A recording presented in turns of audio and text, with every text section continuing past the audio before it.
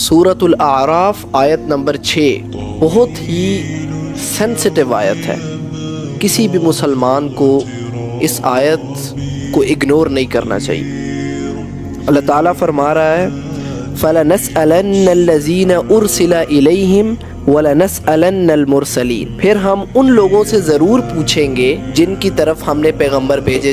آگے وَلَنَسْأَلَنَّ الْمُرْسَلِينَ، ہم ان رسولوں سے بھی پیغمبروں سے بھی پوچھیں گے کیا تم نے ہمارا پیغام پہنچایا. مطلب پہلے تو اللہ جو ہے وہ ہم سے پوچھے گا کہ تم تک میرا پیغام جو ہے وہ پہنچ گیا تھا. پھر پیغمبروں سے بھی پوچھے گا اللہ کہ ہمارا جو پیغام ہے، جو اللہ نے پیغام پیغمبروں کو دیا تھا کہ امتوں تک پہنچا دو، وہ پہنچایا کہ نہیں. یہاں پہ یہ بات سمجھ آتی ہے کہ آپ پیغمبر یا رسول، ان کا کیا مقام ہے، کیا ان کی فضیلت ہے، کتنی اللہ کو ان سے محبت ہے. لیکن اللہ نے ادھر کہا کہ ہم ان سے بھی پوچھیں گے، ان کا بھی محاسبہ کریں گے، ان سے بھی حساب لیا جائے گا، پوچھا جائے گا. تو آج کل ہم لوگ جو کہ ہر دوسرا بندہ یہ کہہ رہا ہوتا ہے کہ اللہ معاف کر دے گا، چھوٹ ہو جائے گی، جنت تو ہمارے لیے ہے، ہم تو جنت کے ٹھیکیدار ہیں، ہم تو امت محمدی میں سے ہیں، ہم تو محمد کے امتی ہیں. محمد کے امتی تب تم بنتے ہو جب تم وہ کام تم کرو جس کا حکم اللہ نے دیا اور محمد کی جو سنت ہے. جب تم کوئی ایسا کام کرتے ہو جس سے اللہ یا رسول نے منع کیا تو پھر تم امت محمد میں کیسے رہ سکتے ہو؟ آپ ان لیمٹس کو ہی کراس کر رہے ہو. تو یہ آیت جب میں نے پڑھی، میرے سامنے آئی، تو میں نے جب اس کی ایکسپلینیشن کھولی، اس کی تفسیر کھولی. اب یہ میرے سامنے ابن عباس پڑھی ہے، یہ نیچے تفہیم القرآن پڑھی ہے، یہ ابن کثیر پڑھی ہے، یہ احسن البیان ہے. میں نے ساروں سے وہ پیچھے عربک میں بھی پڑھی ہے. تو اس آیت کی تفسیر میں نے بہت پڑھی اور میں کانپ گیا. وَلَنَسْأَلَنَّ الْمُرْسَلِينَ کہ رسولوں سے بھی جو ہے اللہ پوچھے گا کہ تم نے میرا پیغام پہنچایا یا نہیں پہنچایا. تو ہم لوگ کس جو ہے وہ دھوئیں میں ہے، یا کس خوشی میں اور کس دھوکے میں ہم جو ہے پڑے ہوئے ہیں کہ اللہ ہماری معافی آرام سے ہو جائے گی، ہم ساری زندگی جو ہے وہ عیاشی کرتے رہیں، اللہ کی نافرمانی کرتے رہیں اور یہ سب کچھ کرتے رہیں اور آسانی سے جو ہے ہم پار ہو جائیں گے اور یہ ہو جائے گا، وہ ہو جائے گا. آپ اس بارے میں کیا کہتے ہو؟ جی لوگ کہتے ہیں کہ جی اللہ بخش دے گا، اللہ معاف کر دے گا، اللہ بڑا غفور الرحیم ہے. دیکھیں، اللہ کہتا ہے کہ اللہ بخش دے گا، اللہ غفور ہے، اللہ رحیم ہے، بے شک 100% گارنٹیڈ بات ہے. لیکن اللہ کیا فرما رہا ہے؟ قُلْ يَا عِبَادِيَ الَّذِينَ أَسْرَفُوا عَلَىٰ أَنفُسِهِمْ لَا تَقْنَطُوا مِن رَحْمَةِ اللَّهِ. اللہ تو کہہ رہا ہے کہ اے لوگوں جنہوں نے اپنی جانوں پر اتنی زیادتی کی، مطلب اتنے گناہ کیے، ان کو بھی اللہ کہہ رہا ہے یا عبادی، اے میرے بندوں، لا تقنطوا من رحمت اللہ، میری رحمت سے نا امید نہ ہونا. ان اللہ یغفر الذنوب، اللہ معاف کرنے والا ہے، اللہ جمیعا سارے تمام گناہ معاف کر دے گا.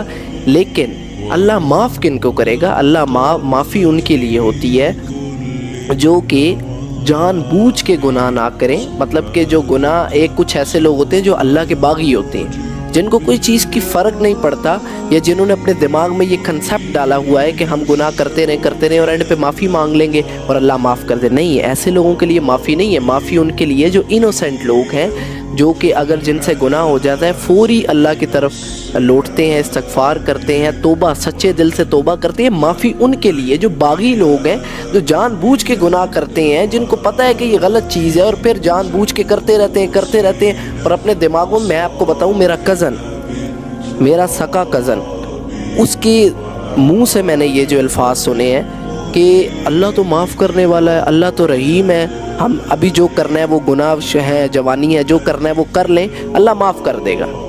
تو یہ کنسیپٹ کلیئر کرنے کی بہت ضرورت ہے کہ اللہ معاف ان کو کرتا ہے جو اوبیڈینٹ ہے. جو باغی ہیں ان کو اللہ معاف نہیں کرتا. جو گناہ کرنے سے پہلے یہ سوچتے ہیں ہم گناہ کر لیں تو اللہ معاف کر دے گا، معافی مانگ لے بعد. ایسے لوگوں کے لیے معافی نہیں ہے.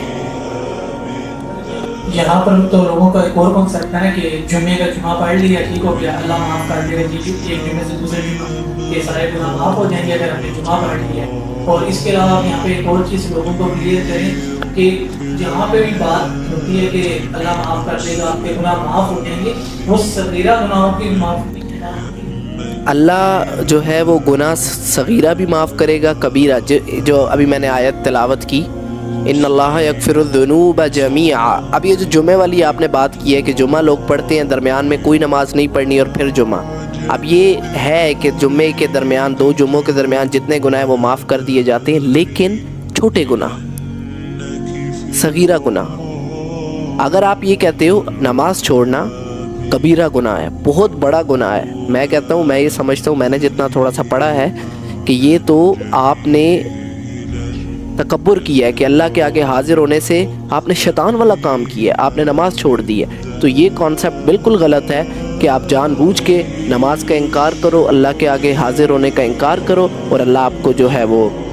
پھر آپ سچے دل سے توبہ نہ کرو اور اللہ آپ کو معاف کر دے گا، یا جمعے کے جمعے آپ کے پچھلے معاف ہو جائیں گے، وہ چھوٹے گناہوں کے لیے۔ وہ یہ نہیں ہے کہ آپ جان بوجھ کے آپ باغیوں والی حرکتیں کرو، آپ باغی ہو اللہ کے، آپ اوبیڈینٹ نہ ہو، آپ جان بوجھ کے یہ حرکتیں کرو اور اللہ آپ کو معاف کر دے گا، ایسے نہیں ہے، اللہ معاف کرے گا اوبیڈینٹ لوگ کو۔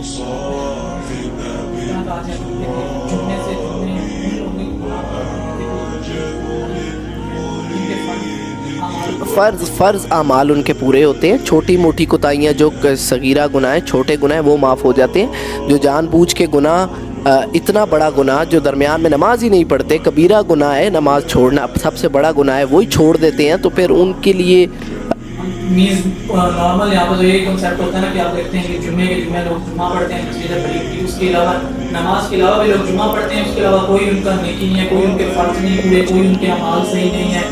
تو اس کا یہی ریسپانس ہوتا ہے کہ انہی لوگوں کے بیسیکلی انہی لوگوں کے لیے یہ ہے کہ ان کے گناہ معاف ہوں گے جن لوگوں نے باقی فرض اعمال پورے نہیں تھے، کوئی غلطی کو ایسے ہی ہے۔ تو اب یہ جو میں نے آیت کی، جو آپ کو جس آیت کو تلاوت کر کے وَلَنَسْأَلَنَّ الْمُرْسَلِينَ، یہی بات میں کرنا چاہ رہا ہوں کہ اللہ کہہ رہے ہیں ہم تو رسولوں کو بھی پوچھ کر رہیں گے کہ تم نے پیغام ہمارا پہنچایا یا نہیں، تو آپ یا میں کس کھیت کی مولی ہیں، ہم کس دھوئیں میں ہیں، ہم کس مس کانسیپشن میں ہیں کہ اتنی آسانی سے جو ہے وہ آپ آرام سے جو ہے وہ کس مطلب ایروگنس میں ہے، کون سا تکبر ہے۔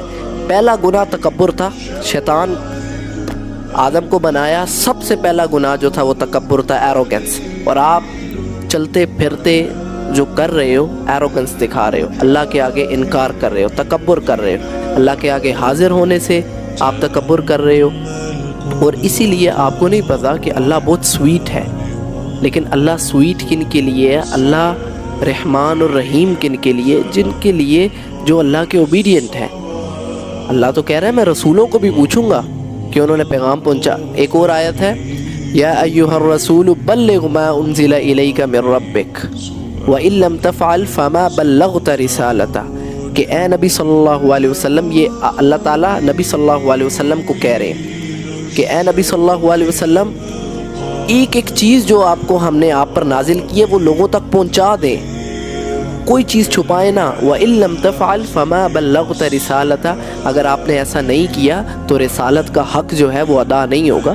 تو ہم لوگ پتہ نہیں کن ہواؤں میں اور کن سوچوں میں اور اس میں پڑے ہوئے ہیں۔ آپ اس چیز کا اندازہ یہیں سے لگا سکتے ہیں کہ جن صحابیوں کو بشارت ہو گئی تھی جنت کی، وہ پھر بھی اگر خود ان سے کوئی غلطی کوتاہی ہو جاتی تھی تو روتے تھے، گڑ گڑاتے تھے، توبہ کرتے تھے۔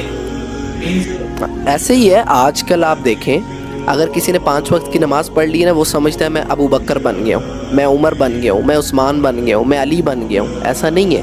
جن کو جنت کی بشارت تھی، آپ جو صحابیز کی بات کر رہے ہیں، جن صحابیز کو جنت کی بشارت تھی، آپ مجھے یہ بتائیں رسول کنفرم ہے کہ انہوں نے they will go to heaven، paradise, جنت ان کے لیے، تو وہ کتنا رویا کرتے تھے، وہ کتنا جو ہے وہ اس چیز کا ڈر دل میں رکھتے تھے، اللہ سے کتنا ڈرتے تھے، اللہ سے کتنی محبت کرتے تھے، جنت کی کتنی آرزو تھی ان کے۔ یہ دنیا تو کچھ دیر کی ہے نا، آپ 40 50 60 سال کتنے ہیں پتہ ہی نہیں چلتا۔ ابھی مجھے 20 سال ہو گئے ہیں، 20 سال میری زندگی گزر گئی، مجھے تو پتہ ہی نہیں چلا، 20 سال گزر گئے، 20 سال اگلے گزر جائیں گے۔